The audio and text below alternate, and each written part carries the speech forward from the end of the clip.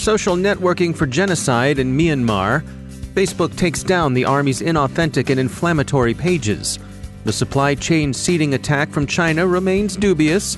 Probes of U.S. election infrastructure and black market offers of voter databases have been reported. GCHQ sees cybercrime as a chronic threat, but state-sponsored cyber operations as an acute problem. The EU prepares sanctions against a big country to the east. And farewell to Paul Allen, departed this life yesterday at the age of 65.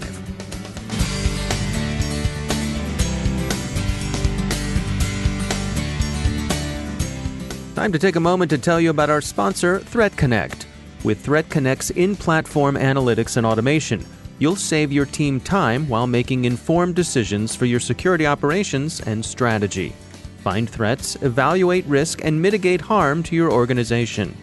Every day, organizations worldwide leverage the power of Threat Connect to broaden and deepen their intelligence, validate it, prioritize it, and act on it.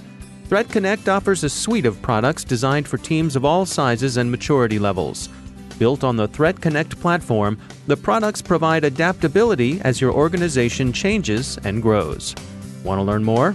Check out their newest research paper entitled Building a Threat Intelligence Platform. Threat Connect surveyed more than 350 cybersecurity decision-makers nationwide. Research findings include best practices and the impact of businesses due to threat intelligence programs, and how organizations who have fully mature programs have prevented phishing attacks, ransomware attacks, and business email compromise. To check out the research paper, visit threatconnect.com/cyberwire. That's threatconnect.com/cyberwire. And we thank Threat Connect for sponsoring our show. Major funding for the CyberWire podcast is provided by Cylance. From the CyberWire studios at Data Tribe, I'm Dave Bittner with your CyberWire summary for Tuesday, October 16th, 2018. The New York Times is reporting in horrific detail on how Myanmar's military used social media, mostly Facebook, to incite genocidal violence against minority Rohingya Muslims. The operators, believed to number around 700, resorted to the usual tools of information warfare in social networks, inauthentic identities and inflammatory posts of bogus news stories. The goal has been to inflame the Buddhist majority against the Rohingya Muslim minority and to excite mutual suspicion between the groups, all designed to lead toward the destruction of the Rohingya. Yesterday, Facebook took down 13 pages and 10 accounts for engaging in coordinated inauthentic behavior on Facebook in Myanmar. The pages and accounts seemed, the social network said, to be independent voices interested in entertainment, beauty, and general information, but they were in fact run by Myanmar's military. According to Facebook, about 1.35 million unique people followed at least one of these 13 pages. Facebook came under criticism early this year for the use Myanmar's army made of its platform. It banned senior army officers back in August, but it didn't match the inauthentic accounts until this month. Part of the problem is Facebook's pervasive presence in Myanmar, where, the New York Times says, its dominance is such that it's commonly confused with and identified with the Internet as a whole. This has led tragic credibility to the bogus stories of massacre and outrage the army has concocted to foment Buddhist outrage against their Muslim countrymen. The misuse of Facebook is raising more calls for content moderation. It may also lead to more complex considerations of what any platform's near-total hold on a significant section of the Internet means for information control and manipulation. You may be familiar with the Center for Infrastructure Assurance and Security, that's CIAS, for their leadership in cybersecurity competitions. Since 2005, the CIAS has been developing and conducting competition programs to help educate, train, and prepare individuals for the information assurance workforce. They've also developed the Cyber Threat Defender card game, which teaches middle and high school children the fundamentals on how to secure a network. They've distributed over 12,000 decks across the world in 4 countries, and they're currently operating in over 300 U.S. classrooms. Larry Shaleen is Director of Game Development at CIAS. We needed a way to engage students at the youngest levels possible, to help try to build this national culture of cybersecurity. Everybody has a laptop, everybody's got a phone, So everybody needs to start understanding their role in security when dealing with these types of tools. And so our director here, Dr. Greg White, who is a big fan of the collectible card game Magic the Gathering, thought that we could somehow teach cybersecurity through a card game. And so that's how we embarked on this program. I am curious, I think when we think about cybersecurity, certainly we think about electronic connected devices. So it's an interesting choice to make this a completely analog pursuit. Yeah, it's really a low-tech way to teach a high-tech subject. And one of the things that we are learning through the feedback that we're getting from the teachers that are using it, plus the students, is that they're able to really kind of see a network now in front of them as they lay their cards out, their assets and their defenses and the attacks that can threaten them. They see this now, where a lot of students have said, I can hear the teacher lecture all day long, but it didn't really make any sense until I could see the cards laid out in front of me. So if I'm a school who wants to take part in this, how can I reach out to get on board? Sure, they can contact us through our website, which is cyberthreatdefender.com. Schools and teachers can contact us, and we'll put them on our mailing list, and we will send them a class set, which is 25 starter decks and 25 booster packs, totally free. And the way we are able to do this is through sponsorships from individuals and organizations. There's also a digital version of the game that can be downloaded for free. And it's a nice way to complement the card game in the classroom. Plus, also students can download this at home and continue to play the game, continue to learn from it. We have some new boosters that are coming out. One of them is focused on personnel, so it's going to teach to the students the various types of job positions out there, career field, which will really help get kids interested at an earlier age in helping to build up the workforce. That's Larry Shaleen. He's Director of Game Development at the Center for Infrastructure Assurance and Security at the University of Texas at San Antonio. There's no further evidence for or against the Bloomberg report on Chinese supply chain seeding attacks. Absence of evidence is, of course, not evidence of absence, but the story still seems thin. The lack of corroboration has begun to prompt theories that the whole account was a plant by elements within the U.S. intelligence community, hoping to make Sino-American relations even worse than they otherwise be. But as China-watching media outlet SupChina points out, whether Bloomberg has found a smoking gun or is just chasing ghosts, the damage to already frayed relations has been done. In the U.S., the Department of Homeland Security notices an increase in election-related incidents. Quote, numerous actors are regularly targeting election infrastructure, likely for different purposes, including to cause disruptive effects, steal sensitive data, and undermine confidence in the election, end quote. That's from a department document obtained by NBC News. Nonetheless, DHS thinks midterm voting will go off relatively unproblematically. They're working to identify the threat actors and say that the behavior they're seeing, malicious emails and denial of service attacks mostly, are equally available to state and non-state actors. Here's some of the activity the security industry is saying it sees. Security firm Anomaly reports a surge in black market trafficking of voter records. Working with cybercrime intelligence shop Intel 471, their researchers found offers on the dark web of some 35 million voter records for sale. They're being priced by state at costs ranging from $150 to $12,000. The data is said to include some personally identifiable information of the sort collected in voter databases: name, address, party affiliation, and registration history.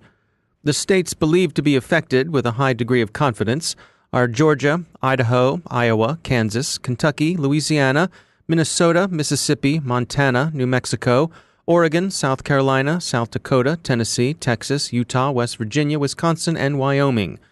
The other states may be affected as well. A few things are worth noting. First, this is a report of a hacking forum offering, not a report of a set of exposed databases, although Anomaly does say that some researchers have sampled the offerings and they do look genuine.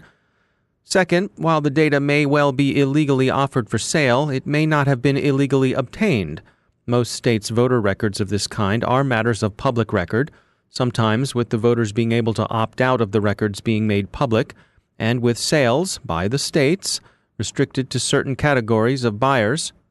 And third, interestingly, a buyer vaguely described only as high profile has been running crowdfunding campaigns to purchase the data on a state-by-state basis. Anamali doesn't attribute the buying or selling to any particular actor, but they do present it as an example of criminal activity, and the characteristics of the data are more suggestive of gangland than of state espionage services. But the case is ambiguous, and the story is still developing. In the UK, GCHQ's National Cybersecurity Centre has warned, as it releases its annual report, that state-sponsored hacking is a bigger problem than ordinary cybercrime, and that life-threatening cyber attacks can be expected at some point in the future. The acute threat, as the report issued earlier today puts it, comes from state actors. The chronic threat comes from criminals. NCSC Director Martin said, quote, "I remain in little doubt we will be tested to the full as a center and as a nation by a major incident at some point in the years ahead." End quote.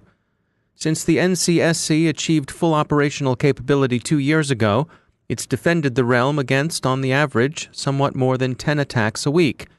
The report also includes a shout-out to the Five Eyes. Quote, "The alliance, now nearly 8 decades old, remains at the heart of our international partnerships." End quote. Lithuania, joining the Anglo-Dutch push to the EU to adopt clear cyber sanctions, reassures Italy that this isn't necessarily an anti-Russian gesture. Sputnik is under no such illusions. The West is after Russia, and that's where the EU will deploy any sanctions. It does indeed seem likely that the EU will sanction Russia for the GRU's Novichok nerve agent attack in Salisbury, England, and for the attempted hack of the Netherlands-based International Organization for the Prevention of Chemical Warfare.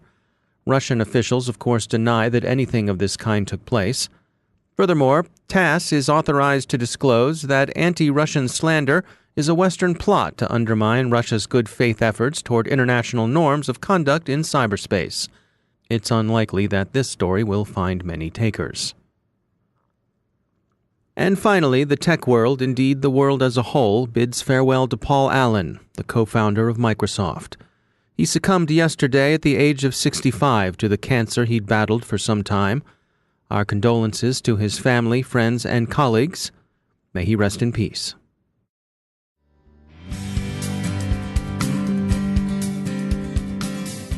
And now a bit about our sponsors at VMware. Their trust network for Workspace ONE can help you secure your enterprise with tested best practices.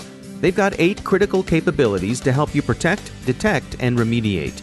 A single open platform approach, data loss prevention policies, and contextual policies get you started.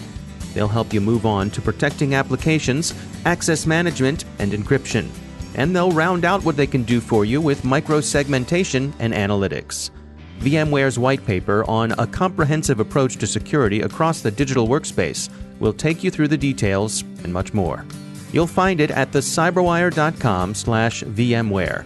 See what Workspace ONE can do for your enterprise security. thecyberwire.com/VMware. And we thank VMware for sponsoring our show.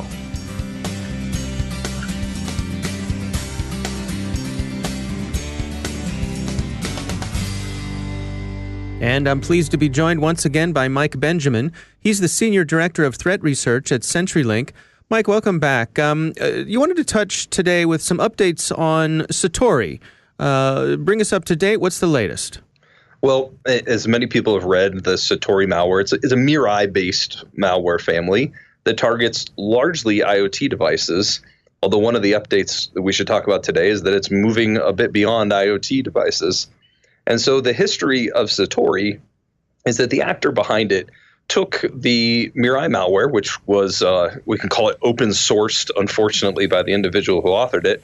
And this actor made quite a few modifications to it to attempt to obfuscate it, to attempt to make it spread more quickly. And the note that the author should, I hate to say receive credit, but be known for in terms of this variant is that he's been very quick to add exploits to the malware and then make use of them in a rather quick manner. And so what are you seeing in terms of updates and current exploits? So the one that we've been watching most recently is attacking the Android debug bridge, a service that's enabled in certain Android devices that can allow access to the device remotely. Unfortunately, the actor has found that a number of devices are on the open internet running this service and has been using it to spread the malware. And so the actor deploys typically two different variants of the malware, one focused on DDoS attack and one focused on crypto mining. And so we've seen both variants attacking the Android devices, in addition to the more traditional appliances like DVRs, webcams, and other items that Mirai more traditionally targeted. And so what's the best way to protect yourself against this? Well, it's patch, realistically, right? Have an understanding of what technology is out there, patch it, and set it up by best common practices. With one exception, the Satori malware has always used well-known exploits.